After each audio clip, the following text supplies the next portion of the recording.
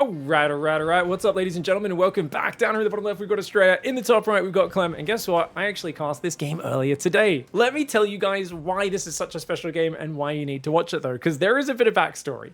Now, I was away on the weekend. I had a family emergency. I was down at the hospital, very busy, very stressful. Came back, turned on my stream. Thankfully, things are good, by the way. Appreciate all the well wishes. And a lot of people said, Pig, have you seen Astrea's PVT? How cool is it? And I was like, what is going on with Astrea's PVT? I opened Wikipedia. I saw that Astrea qualified for the World Championship off of the back of a few really big PVT victories. And I was like, oh, that's so cool. That's really cool news. Glad to see he's playing well. I've always loved Astrea's PVT. And my Twitch said, no. Specifically, if you haven't seen the games, you've got to check these out. This is a new style. This is awesome. So I was like, what? Okay, which game should I cast? My chat, a bunch of people immediately, I think all the Terran players said, don't cast it. And I was like, what? They're like, it's garbage. I was like, what? They're like, I mean, it's effective, but it's stupid. Other ones said, don't cast it unless you got a gun held to your head. I was like, what is going on? Some people said the games were boring. Others said they were great. Basically, there's controversy. I know some Terrans as well said, look, if this becomes the norm, they'll be really upset about it. They were like, I do not want this to become a normal style. This is a bad style. It's bad for the game. Apparently, there's a lot of side storms and all that sort of stuff. So I was like, what's going on? So I hopped into it live on stream this morning and just said, hey, let's take a look and let's see what's going on. What's so cool is Astrea qualified on the weekend EWC, big PVT series, and then he got to play CLEM after those series. So CLEM knew about the style, knew what was coming, and he got a chance to try and take it on here. So let's just hop into that recording of that cast from earlier today, where you guys get to see my surprised reactions to everything that happens in real time. And yes, by the way, I had a haircut since then, so yeah, let's get into it. Let's see what it's all about, and let's figure out what Max Angel has figured out, because he's a very creative player, very smart. We put up a video from this last week's weekly Pigstarcraft Cup. Some of you might have seen that. I'm not sure if it's live yet. Maybe it's going out tonight or last night on my Pigcast channel. And we titled that because I was like, man, it was a really cool series. Astrea did some really clever openings, gotten some good positions, and then CLEM just effing killed him, because that's what usually happens with these two. Like, you know, I think we titled it 300 IQ Protoss plays against 600 APM Terran. Because it really, I'm not saying, it's not that CLEM doesn't have a high IQ. It's that I'm not sure he needs to have a high IQ when you're that gifted at StarCraft. Like, he's so fast, his builds are so tight, he's so organized, so practiced. CLEM just overwhelms people with multitasking and aggression so often. He's a nightmare to play against. Now, he's going to be opening up here, as you can see, with a 1-Rax expand. And he's gone and he's skipped the Reaper. He's gone Marine into Reactor, which does mean right now this Adept has an opening, but because the command center is finished, that SCV can run away. Depots could raise, and with 2 more Marines coming out, does the Adept want to commit into this? It does, but as long as he pulls that Reddit Point Marine back, it should be okay, especially with the Hellion out. If you want to dive on top of that Marine, you will be losing that Adept. Don't think he sees the Hellion either, so he doesn't know if there's a tech lab or not. But with a Hellion and 3 Marines, you can bully this Adept away. CLEM going to look for some free pickoffs here. Now, this is a Phoenix opening for Astrea. Do you guys remember when the patch first came out and I was theory crafting Phoenix openings would be a lot better because of energy recharge, giving them more lifts? I think I won a prize for worst possible prediction there. It wasn't like a super confident prediction, but I was unreasonably excited about the idea of filling up Phoenix to get more lifts and have better harassment. And then I was like, no, it turns out high-level players know how to build anti-air units, and they don't really let you just use all your lifts anyway. Like, that's like a very low-level thing where people just let you fly in, pick up 4 SCVs, and then leave and rinse and repeat over and over again. But as it is, the Hellion does clean up the Reaper there. So, the Hellion cleans up the Adept there. There's 1 Stalker, 3 Phoenix, and the dream is for this drop to come in deep. So Astrea's hiding his Phoenix. He hasn't scouted because he doesn't want to show his Phoenix. And when this comes in, those Phoenix can jump on top. It's going to be big. Okay, he needs to send a probe over, though, to get rid of the Widowmine. Actually, maybe not. If he can have a 4th Phoenix, I think the 4th Phoenix is almost out. Not just yet, though. He's going to have to give up this pylon. Oh, he does send the probe forward, but CLEM always so quick to unburrow. Doesn't want to waste the Widowmine shot on a single worker. Marine's coming forward. Here come those Phoenix. Picks off a Marine, picks off the Widowmine. Don't really want to lose a Phoenix. Unfortunately, he does lose a Phoenix. That battery just 1 second late. And I got to say, terrible trade for Astrea. Has to trade 1 Phoenix for 12 Protoss Terran units. If you're as racist as Rohana from the Protoss Legacy of the Void campaign, that's a price that's not worth it. She's like, oh god, no! Our Protoss lives are worth hundreds, nay, thousands of dirty Terran lives. No, that was a great trade, guys. I'm being a little bit silly there. The Hellions gets picked up as well. Phoenix have now got control. There's no Cyclone out just yet. They do have a slight window to pick up a few SCVs on this natural if they want to. And the Phoenix, there we go. 1 Drilly Boy, 2. Do we get a 3rd? Marines are kind of slow. Going to go for the Mule and, oh, wow. Oh, a fresh Mule as well. Ooh. I heard Pudge just there. Fresh meat. Was that a line from original Diablo or Diablo 2 or something? Was it? Because I never played the Diablo games. So for me, that's Pudge's line from Dota. But everything from Dota is stolen from other games. So I'm pretty sure that's from Diablo, right? Anyways, Banshee comes in. This is a nice Banshee surprise because the opening of this game was god-awful for CLEM. But at this point, it feels like it's actually going okay. This Observer's so slow to get up here. Phoenix will get rid of it once they do. Dude, 12 workers already? Oh! New Banshee comes in. It can outrun the Observer. So as long as he has enough energy to just get home, Banshee can get out of there and come back. But 12 workers, really important damage. This gives CLEM time to go over to Stim, Shields. He's got more Marines. He's got the Starport coming in as well. Turrets coming up. And he's got some Marines and Cyclones coming forward to maybe try and ambush these Phoenix. I think that'd be a good idea. Whoa, whoa, whoa, CLEM! CLEM! Oh, CLEM, what are we doing, mate? He thought the Phoenix had stopped chasing. The only time Astrea stops chasing is when the fat Terran sings. And in this case, it's CLEM. He's a rather skinny French Terran. Marines are getting picked up. Dude, this Phoenix are finding really good value in this game. And with no 3rd command center started and Astrea seeing that, Astrea knows, okay, we just got to be kind of chill here. He's got a Colossus on the way. One out, 2nd one on the way. No Viagra just yet for Astrea. Astrea, he's got confidence in those herbal remedies. Oh, no, he doesn't. Does end up clicking it there. Double drop's going to go to the left side. And looks like some Observers and Phoenix getting out on the map. Now, obviously, you're very immobile when you play Phoenix Colossus, but your army will wreck if you can get the Colossus and Phoenix together. Going to force CLEM to unload kind of far away. And this Phoenix just going to rotate. This is going to force CLEM to just kind of maraud around the map and not commit any deeper. Because if you go in, it's a one-way trip. You will not be able to get out of this base. Oh, there's Phoenix on the left. Astrea, easy there, mate. Okay.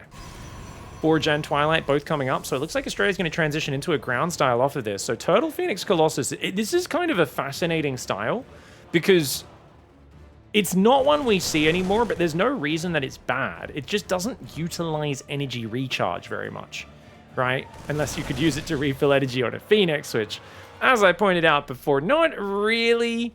Like, if you're actually able to use all your Phoenix lifts constantly and they're constantly out of energy, you're probably already winning the game. Like, it's pretty rare you actually need to use that. Phoenix just kind of zoning the drop. Meanwhile, right side. Oh, he wants to take the gold base. Of course he does. Astrea, a greedy boy. Colossus should be able to deflect this attack with the help of the force fields and a few Stalkers.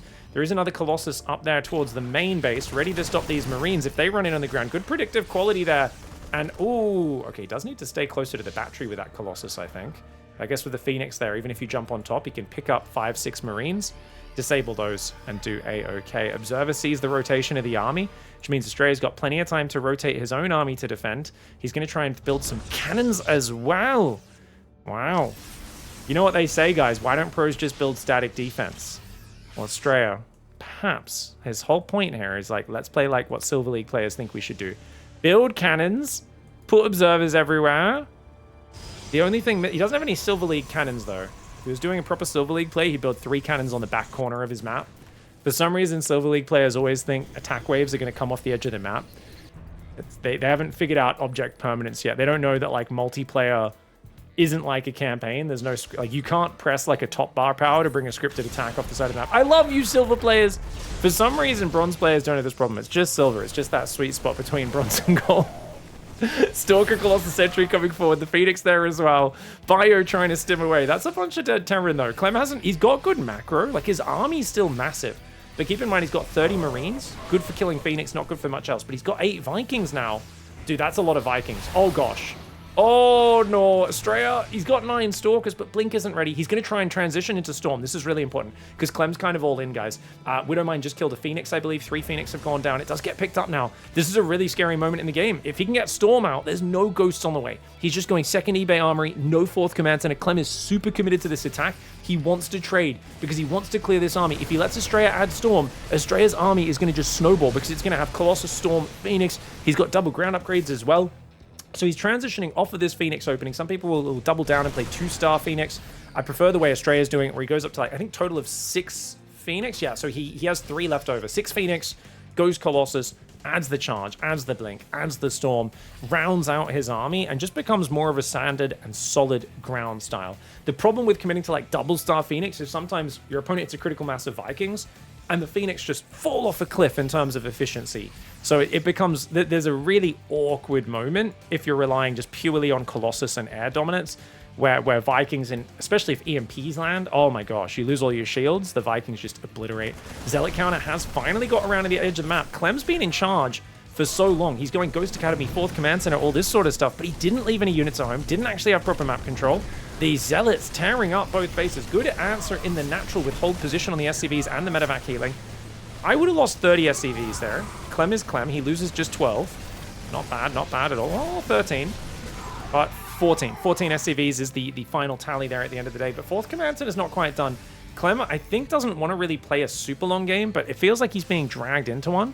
So he's probably going to need to build another few command centers if he wants to be ready for this next stage of the game. Meanwhile, Astrea just setting up his ring of observers. He's got High Templar here.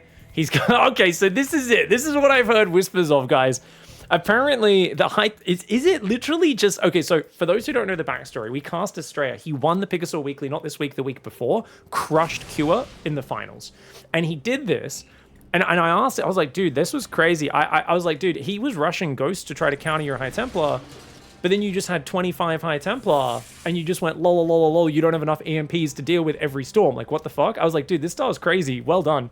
So it looks like this is the next evolution of that style. And I asked Astrea about it, and Astrea said, LOL, I was playing my off-race Terran on ladder, and I kept losing to Nina repeatedly. Nina, NA ladder hero, obviously former pro gamer. She's a very good player. Apparently, she was just massing High Templar and spreading them across the map, and he just couldn't deal with it playing Terran. And he was like, this is BS. So he basically just copied the ladder hero style. This is the most classic RTS gamer thing. All high-level gamers do this when they're learning a strategy game. You see something that feels OP, so you just copy it and see how your opponents beat it. And that's literally what he said. He said when he did this style against Cure, expecting to learn how to counter it from Cure, because Cure is a much better Terran than he is, and Cure just couldn't handle it and got wrecked. And he was like, ah. So it turns out, since then, he's been like, I guess this is good. And now he's just spreading High Templar everywhere. Now, you guys know I have an absolutely monumental stiffy for High Templar. I've been talking about how for years no one was building High Templar. I was saying, dude, if you have High Templar spread across the map, it's so hard for Terran to scan everywhere, to EMP everywhere, to snipe everywhere. It's so awkward and hard to deal with. But because look at this. There's always a High Templar coming from an unexpected angle. Normally, Terran knows where your main army is, but look at these High Templar coming in from different sides, and there's always a High Templar when you're not looking. Now, Clem, oh my gosh, he eats some more storms. And Astrea, he's just got so many units all over the place. Oh, the Vikings are going to ruin him. Big bad, though. Big bad for Astrea. Chased too far away from his High Templar setup, and he loses all of his important robo units. That's what we refer to as a big doo-doo. Storm does take down 2 Vikings, but not enough to finish them all off. What started really well there for Astrea does turn in Clem's favor.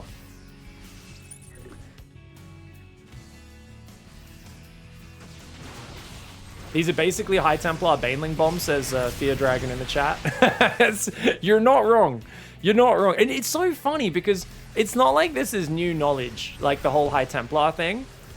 This is something where you can go back to early Legacy and like Storm into Tempest and stuff was really big. Oh, that Ghost barely got out of Observer Vision. Snipes a High Templar. Oh, he's gonna get another one, is he? He doesn't have enough for Snipe. Clem just running forward, clicking with his absolutely huge canister rifle. My God, Clem, well endowed with a big canister rifle there. He's gonna take out another one. Oh my God. That Ghost just killed 3 High Templar. Dude, that was like Clem waking up after a long night out. And he wakes up in the morning in Paris and he's like drunk and he's hungover. And we all know there's only one thing that can cure a hangover. That's nice, fresh baguette with some beautiful, beautiful butter. He wakes up and there's only a week-old baguette in his house. And you've never seen someone more enraged than Clem with only crusty old baguette.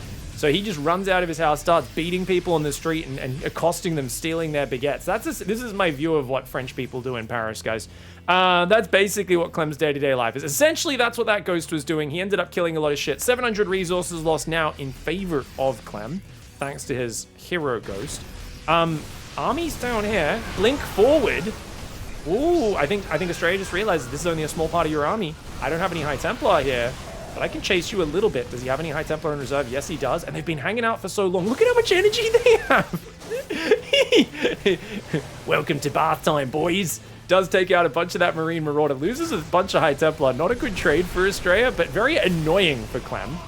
I don't know if it's ideal. Oh my god, he brings in another high energy High Templar, lands another good storm, but dude, his army's getting chased forward. He's got more High Templar behind these rocks as well. Ladies and gentlemen, what do we call this? What do we call this style? I mean, is this what's like, I don't know. I'm trying to think. They don't normally have big hurricanes over in California where Astrea is from. I mean, do we just call this like Hurricane Katrina or something? Like, what even do we call this style? It's basically just an obscene amount of Psy Storm, right? It's just an absolute, it's Tempest style, right? Problem is Tempest is actually a StarCraft unit, even though it just means Storm. If he adds Tempests to the style, then it'll be a proper Tempest style, but we can call this the global warming style. Nice, I like it. High Templar.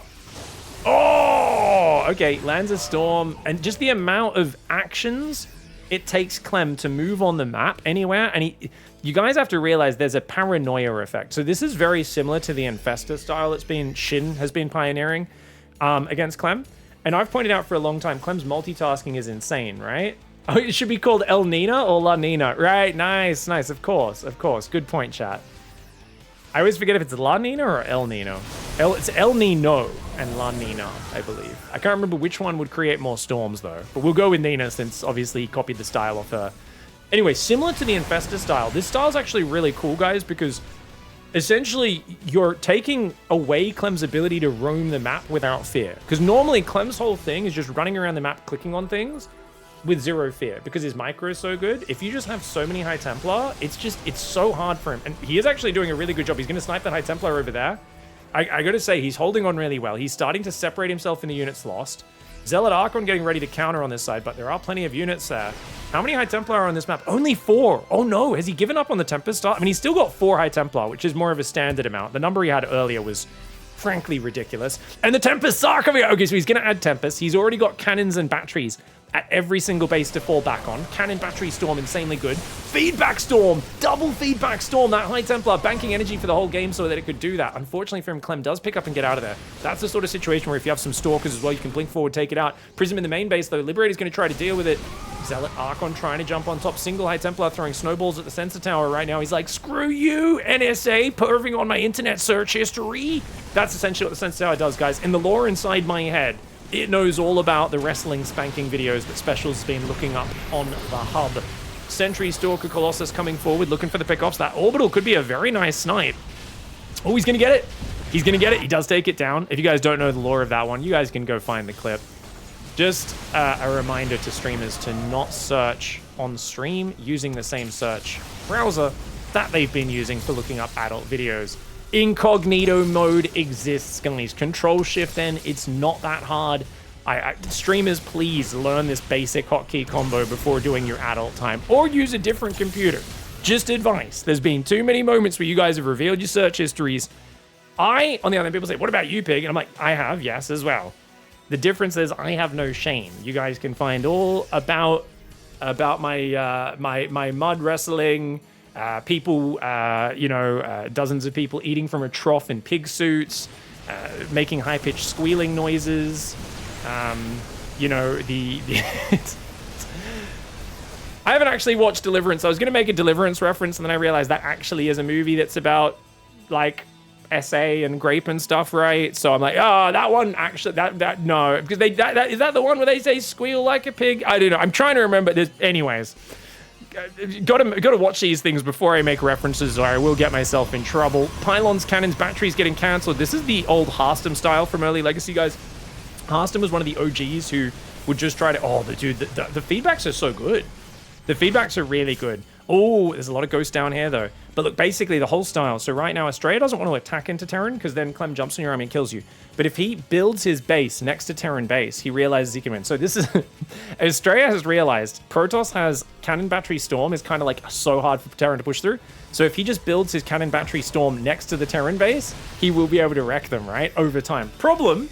CLEM is a world champion with the best micro in the world. And right now, he is handling this style with poise. Dude, the storms aren't landing anymore. CLEM has it really contained now, where there's no more flanking High Templar coming in from the edges. He's going to get another Nexus snipe over here. The Tempests are coming forward, though. CLEM's got to be careful. Ghosts are 3 supply now. The big advantage CLEM has is he's only got 60 workers as he gets chased away. He's got 13! He has 13 orbitals! Oh my gosh! 13? Guys, he has more scans than exist in the world. Storms and cannons and batteries trying to defend. The Marauders tanking through them pretty decently. The Stalkers, though, chasing down the right side army at the same time. And this is the thing. So the thing about cannon battery storm, guys, is it allows you to be very supply efficient because you can defend with a much lower supply count than your opponent. Tempest now picking off Vikings. If you can isolate this base on the right side, that's huge. He's already got tectonic destabilizers. So the Tempests are doing 80 damage a shot to the planetary rather than the normal 40, which is massive. And he doesn't have much storm to back this up, though. He's got to get these units out of here. He abandons a few guys, but he does recall most to safety, which is a very good move. He's going to push in up here, maybe storm those repairing SCVs as they try to hold on here. Zealots, they do die to planetaries, but nowhere near as bad as Zerglings, where they all get one shot in an AoE. And yeah, he's just looking to slowly encroach forward. So this is how Harstam in early Legacy, I remember, used to win his PvTs. He'd basically just slowly build cannons and batteries forward, take the middle of the map, and just siege you with Tempest Storm. And it was a very slow, painful way, but a very safe and consistent way of dealing with the Terran. And right now, CLEM doesn't realize there's observers watching him because he's constantly building and replacing observers, which is actually really cool. Oh, but CLEM says, hold my High Templar, taste my nuke, dickhead. And guess what? Astrea's like, well, yeah, okay, I can't really deal with you nuking across the rocks there. So we're going to see a big nuke, guys. Whoa. Denies some mining, clears a cannon, damages some buildings. It's not that impactful. High Templar with full energy goes down in the top left. Another High Templar lands a few feedbacks, doesn't get any storms off. The army's going to come up. Nexus does get killed, though. Another High Templar down here trying to zone. High Templar doesn't land a storm before it goes down, though. More High Templar coming forward. The Vikings! Oh my gosh, those Vikings eat Omega Storms. Vikings very weak to storms, guys. Oh, there's no Zealots here. The Tempest, though, there's not much that shoots up, so I think the Tempest can deal with this, especially if you can get rid of those ghosts. One ghost goes down. But overall, trading-wise, within 15 resources of each other. 15 resources, 22 minutes into the game. CLEM, remember, has 13 orbitals, so he can lose even more SCVs. He can just keep dropping mules to refill his minerals. As long as he can keep securing bases, he will be able to keep up mining. And if he can deny like the gold base and eventually mine out the gold bases of his own, that'd be huge. But of course, taking this gold base is a bit of a stretch since there are Tempests just across the gap. Observer comes forward. Tempests are like, hey, how dare you try and nuke me again? And once you call in the nuke, that nuke is gone. That thing flies off to another planet now that it doesn't have the tracking laser. What can I say, guys? In the future, you need to point a laser at where you want the nuke to go. They haven't figured out self-tracking missiles or ICBMs or anything like that. In the far future of the Kupuru sector, humans that need to point a laser at something with their gun in order to guide a nuke in are somehow going toe-to-toe with aliens that literally have warp teleportation technology, lasers, and entirely roboticized armies that can run around and just tear them to pieces. I'm not sure how it works. My only explanation is that basically humans breed like rabbits, whereas Protoss are maybe a lot more rare and fewer. You know, they're the Imperial Guard, right? It's the Imperial Guard. They're not meant to be that technologically advanced. They have numbers and they have faith in the Emperor. That's about it. In this case, it's Emperor Arcturus, or here we go. Vikings coming forward. Watch out for the storm, though. He gets the Tempest, but you got to be really careful. So keep an eye on the Viking lost count, 25. Nuke does land. 25 against 3 Tempests. Now, what's cool about that is that's really frigging good for Astrea, but you got to remember a lot of Colossus have gone down as well. But every time you eat a storm on those Vikings, it's really painful. This is why Storm's really good in late game PvT, is because it hits air units as well as ground. Vikings, Libs, Medevacs all get hit by it, whereas Disruptors and Colossus obviously don't. There's always that one guy's like, well, actually, Archons hit air units as well. Forgetting the fact that, of course, an Archon has about as much range as you do when your hands are down your pants. That's the Archon is a unit that literally runs around in a straitjacket and has to try to headbutt things. Like its range is about worthless. Not to mention it's 300 shields and no hit points, so it gets EMP'd and disappears before the fight even starts. Ooh, High Templar comes in on the right side. That was cute. Feedbacks the Ghost. He's like, please stop nuking me. Please stop nuking me. Please stop nuking me. The Tempests do manage to snipe it, but the Vikings get revenge and take down the Tempest. High Templar coming forward over here as well. There are more nukes there in the arsenal. It's 30,000 between both sides. Another nuke tries to go down. Tempests should be favored in this scenario, but Clem's doing a really good job of bullying. That being said, the observers keep getting replaced over and over again. Astrea comes forward. Ghost should not be able to get the nuke down. Okay, barely gets it before the nuke comes down. Over on the right side, High Templar on the high ground gets EMP'd before he can land the scans. Clem's doing a really good job in the multitasking. Two observers next to each other. They were married! Romeo and Juliet observers do get taken down there. Damn, that's harsh, dude. Two High Templar coming in from the left side. Mule's trying to drop. Stalkers do blink forward. Those mules, like I said, this is going to be really hard to mine from. So Clem taking this bottom right is essential, because this base is untenable in my opinion. I just don't think he can defend this. It's tempting to blink Stalkers across the gap. It would not be a good idea. Big fight going on in the bottom right side. Looks like the Bio got chased back. He's got a lot of turrets, but he's got to hide behind the planetary there. Meanwhile, over here, it looks like a few Stalkers did get taken down. Colossus walks into missile turrets. How often do you see missile turrets kill a Colossus, guys? Well, that one was pretty damn close. Mass cannon battery in the top right, but oh, he's not going to get time to finish it. Clem's like, no, no, dirty Protoss, dirty. Right now, he is playing Exterminator style against a disgusting Protoss player that wants just one thing, and that is to cover the entire map in cannons and batteries. Astrea, he just lost like 1,000, 2,000 minerals of cannons, but he's going to save the base. A storm on those medevacs or feedbacks would be even better. Pops those medevacs like juicy, juicy. You know when you've had like a real big angry pimple that's just sitting there for a few days? That's what happened to those cannons. We're talking about, you don't even touch it, you just pull the skin slightly on either side and it like goes airborne. It's like one of those artillery games where you have to try and shoot it across like in Worms or something, and like it creates, you just splatter across the mirror. You're like, ah, jeez! That's essentially what happened to those cannons. Units lost time, of course, has now shifted in Clem's favor, but surprisingly not by as much as I thought. Only 1,000 resources. The Viking Lib Ghost Siege is such a fragile army. I think for Clem, if he can sack a few more of his workers, get rid of those, and get even more army, that orbital count, that mule count's really going to help. But the fact that Astrea's got the top left is huge. He's building cannons along the top as well in case Libs come in, but he's got to be careful with his High Templar. He's getting nuke sieged right now. Kind of wild choice there for Mr. Clement. The Ghost just outside of detection radius, though. Mama's over here. When did Mama get here? That nuke's going to clear a couple cannons and batteries, I guess. Nothing too crazy. It does get one cannon, damages a bunch of other ones. It does have kind of rings of vision, right? Yeah, nukes are 100 resources lost. Every time you cast one, you lose 200 resources lost. Observer does go down there, but EMP's all over the Tempest. You got to be careful. Oh, I think he's out of Storm. He's got one High Templar from the right side, though. Oh, flanking Storm, flanking Storm. Nuke does land. Lands on a bunch of units, but a big Storm lands on the air units as well. Oh, my gosh.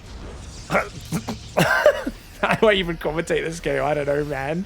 This is truly a style, though, right? Astrea just covers the map in High Templar, and then he keeps spreading these High Templar around, so they're coming from surprising angles. Look at how many High Templar he has spread. Nuke's going to come in, but the Tempest and Stalker say, nah. Meanwhile, top left side. So the nuke siege is a really good idea here. The Tempest trying to siege this, and you can see anytime you're hitting him with Tempest, this is really good, but because Clem has that mass orbital count up, he's actually doing pretty well in terms of clearing the vision. Now, clearing these cannons, really helping him slowly push back the territory.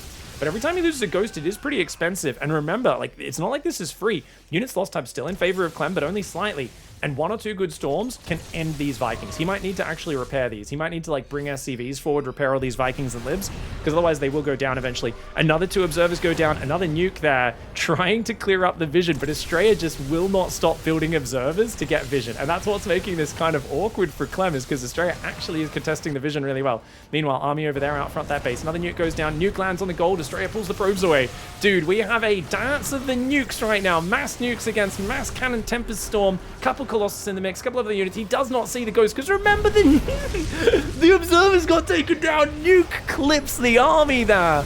Oh my lord, but he's got more High Templar coming in from the south. Another storm, another storm lands, and another storm lands. And the Vikings do take big damage, but there's another nuke on his face. Astrea, he's got to tuck it away right now. He does manage to tuck it away, but he's giving up this base, which is a problem. He's losing a lot of mining on this bottom left side. Yes, he still has bank right now, but meanwhile, that gold base is mine. He's got to blink Stalkers across to deal with that or something like that. Only 2 gold minerals left here. The Tempests are in trouble. He needs another storm to cover them. The Vikings are so damaged. Clem's got to repair these boys. He's going to go to the bottom right. He's going to pull his SCVs to repair. A much needed did move. How many Vikings he lost? 42 Vikings, the meaning of life for 7 Colossus, 8 Tempests. Which, you know, it does feel like a lot of Vikings are going down. Probably pretty inefficient, but there we go. These SCVs are on auto repair. Unfortunately, they're all stuck behind each other, which is a little unfortunate. He's only got 3 SCVs repairing there, but they will eventually push their way through as those front Vikings do finish getting repaired. More nukes going to come down in this top left side. Unfortunately, he accidentally clicks it in. Feedback Storm Cannon does take care of it. These guys going to move that way. Looks like a single Tempest comes up here. He'd like to siege this base with this Tempest, I imagine. And he's going to try to jump on top from this side. Oh, Zealot Stalker tries to jump on top. Nice move, nice move. Nuke, not going to be able to go down. Storm lands. Juicy, Lucy, size Storm. But of course, there's a skirmish getting ready on the bottom right side. Clem. He's got a lot of ghosts. Keep in mind, guys, 12 ghosts. That's 12 less supply than you would have had on the previous patch. Snipes a High Templar, loses the ghost to the blink. The 17 Stalkers are very flexible, versatile units. They're also, when it comes to raw stats in a straight-up fight, when you're just standing there and swinging, hot garbage in terms of stats for the supply and the unit cost. Another nuke coming in. He's going to lose a couple of probes there. About 8 probes go down. And that Nexus, if this next one lands, that's going to be a real problem. He's got an Oracle, though. He's trying to tag up here. He doesn't guess where the ghost is. Of course, it's down here. He doesn't see it. Another Cloak Ghost comes in, snipes High Templar. Feels like Clem here. Just starting to pick this off. Tempest down there goes down as well. Those Vikings managing. Split Viking Ghost on both sides. Clem, oh, he eats a big storm, though. He eats a very big storm. Does lose quite a few Vikings, but a few Tempests go down as well, and the economy right now of Astrea is hurting. I think Clem may actually be pushing him out of this game. And this is what we talk about. Clem is a multitasking aggro god, but he's also so good at the late game. He really has evolved to that next level of Terran. His micro in all different situations is just so good. It's fascinating because he started his career as a guy who, much like Beyond, looked like he just needed to click, click, click, and it was frantic, win by attacking or die trying. If you have to defend, you're kind of nowhere near as good at defending as attacking. But over the years, he has evolved. Another new clans. He's going to go in. I say he's evolved, but he's trying to shove it right now. He's going to eat some big storms. Storms all over the Viking bio. Zealots trying to warp in en masse on the front. There are only 12 gateways, but 12 Zealots warping into the fight is rather helpful. Is it enough? More storms coming through. The Tempests are going down. The spread on the Vikings was pretty good to minimize the storms. And oh my golly, has he overwhelmed? It looks like he might have. Astrea doesn't have enough gateways to overwhelm. And remember, Astrea just didn't quite have the numbers. Those Stalkers, when push comes to shove in a direct combat, they don't add a lot of damage to it. Maybe he needed a few disruptors or something in there. I wonder if at this point you do need 1 or 2 disruptors to help deal with the ghosts. Damn, that's crazy. Also, Mama's been sitting in timeout in the corner. He forgot about her for the whole game. He finally F2's Mama down here. She was wasted supply the whole time. He panicked. Oh no, she does a panic shit on the ground. She just took a shit on the ground. She's meant to throw that on the enemy, but she just went, as the moment she got in combat. She'd been hiding in the corner, trying to avoid active duty the whole time. They're like, get on the front line, soldier, don't be a coward. She gets out there and just instantly shits her pants. Oh god, she's not doing anything. Tempest and High Templar trying to come forward, but Clem, look at this. Look at the way he asserts dominance, trying to take this map off of Astrea right now. He's removing this base. If he can mine this base out, it is, of course, completely over. Astrea's last remaxes here. 3 High Templar, 21 Zealots, 8 Tempests, 3 Stalkers. He's out of gas. That's the problem, which means these 3 High Templar have to do everything. Against mass Bio Ghost Viking, that's going to be super hard to do. The Zealots, though, do get some SCV damage. Tempest starting to find some value. Nuke does land up on his gold base. Another 5 probes go down. Massive size storm. Dude! Every time I see that, I'm thinking of that time we had these stray kittens from the shelter we were taking care of, and one of them had diarrhea. We had to give it a bath. Oh my god. That's essentially those ghosts right there. Like, let me the fuck out of here. How dare you put me in a fucking bath? Why would you do this to me? But despite that, they survive. There's enough medevac healing. There is Caduceus reactor. They're healing up through it. The disruptors have come out. It's a smart idea for Astrea. Is it too late, though? I don't know. It feels like his economy is almost completely gone, whereas Clem, he's got 1 billion orbitals. If he can mine these minerals and steal them, that's going to be crazy. He's already up 30 army supply. If he could deal with this army, that's going to be good. Time Warp goes down. Hey, Mama actually does a good Time Warp. If Astrea could pull it back and regen shields, that would be nice. Disruptors go forward. The orbital does go down. He's trying to bully right now. Astrea knows he cannot give up ground on this base. He has to secure this base. He cannot let Clem take it off him. 1 Tempest goes down. The Vikings are very damaged, though. I think the Tempest can just win this fight against the Vikings, but not against everything else. Disruptor gets focused by the ground army. Mama goes down. New Disruptor does not have any shot ready just yet. It's the old Disruptor. There's no High Templar. Astrea can't quite take on Clem. And Clem shows with perseverance the ability to grind down Astrea. Astrea, who I get so passionate I call him Australia, basically tried to build a wall, and he tried to make the Terran pay for it. But at the end, those Terran, they just swarm over that wall anyway, and they took all of Astrea's jobs. All right, guys, before we get too political, we better cut off me trying to troll Twitch chat and instead talk about the fact that I post-game analyzed this in real time, and I went, oh, you know what? If you get Zealot Stalker, you jump on some of those armies on the map, you don't let Clem get as much map control. If you build forward cannon battery and you start sieging him before he has 13 orbitals and unlimited scans and nukes, you know, there's some real opportunity there. But what's funny is I thought this was like the second or third game in the series when I first cast it. What I didn't realize, it was only game 1 of the best of 3, and game 2 was much more controversial. So if you'd like to see the StarCraft World Champion stoop to the level of a Gold League Terran featured in an episode of the Salt Mine, stay tuned for tomorrow's game, where Astrea doubles down and does this style in an even more obnoxious manner. Let me know if you guys like this style or you think it's absolute cancer, effective, or yay or nay. We'll players learn how to shut it down. Let me know in the comments, and we'll see you tomorrow with game 2.